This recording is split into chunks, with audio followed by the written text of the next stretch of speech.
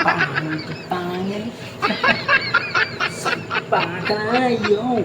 Hey yo, sakpa ka na, what's up sa inyo mga ka-alright? Alright ba tayo dyan? Kita nyo naman yung ating whipped frosting na napaka-smooth. At hindi lang siya basta smooth, kundi napaka-stable pa ng ating whipped frosting ng Bakersfield. Pangil sa pangil.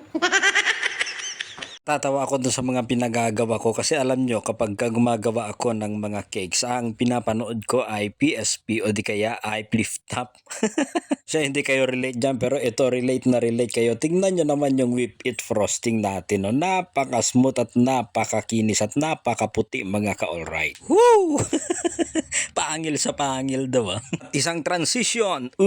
Kita napakabilis ng pagkulay natin. At sinaside-side ko nga dyan mga ka-alright kasi medyo tabingi yung ating cake kaya dapat ay ulitin natin na. Dapat ay ganyan na tuwid o straight na straight. Alright na alright. Wow! So ang flavor pala ng cake natin ay moist chocolate cake. Ang size ay 8x5 pero dinagdagan ko siya, ginawa ko siyang 8x6 kasi kasuki na natin ito si Madam. Alam nyo ba ang inspiration ng cake na ito ako mismo ang gumawa at siya din mismo ang umorder pero yun naman ay purple at sabi niya ay gagawin ko lang daw na color pink at shades of pink.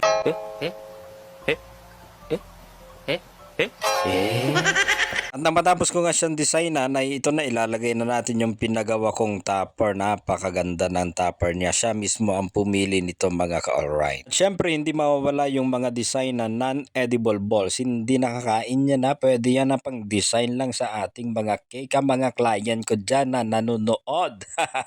Pero siyempre dagdag ito sa costing kasi hindi naman yan hinihingi lang, nabibili yan. Yan pala sa design ng cake natin, gumamit lang ako dyan ng strawberry flavorade. Kaya naman hangang-hanga ako sa Bakersfield product kasi meron ka ng pang flavor, meron ka pang color. At dito naman ay nagdagdag ako ng mga butterfly. Binili ko lang yan sa 5N Plainfield Nodke Marketing dyan sa Iloilo City. Shout out sa inyo. At syempre hindi natin kakalimutang i-shoutout ang nag-order nitong napakagandang cake na ito. Shout out sa iyo Ma'am Annie. Thank you so much sa laging pagtitiwala dito sa Odi Cakes. Alright. At syempre for the finishing touches ay naglagay lang tayo ng mga maliliit na mga gold ridges. At syempre meron pala itong kasama na 12 pieces na cupcakes with printed topper na napaka-cute na baby na inedit lang natin yan sa font to up. At sa cupcakes naman ay 3 ounce ang ating size ng cupcakes at paroset lang ang ginawa natin na design sa kanyang icing. Kaya dito na tayo sa ating katanungan. Pasado na ba sa inyo mga ka-alright? Napaka-cute ba o napakaganda ba? Pwede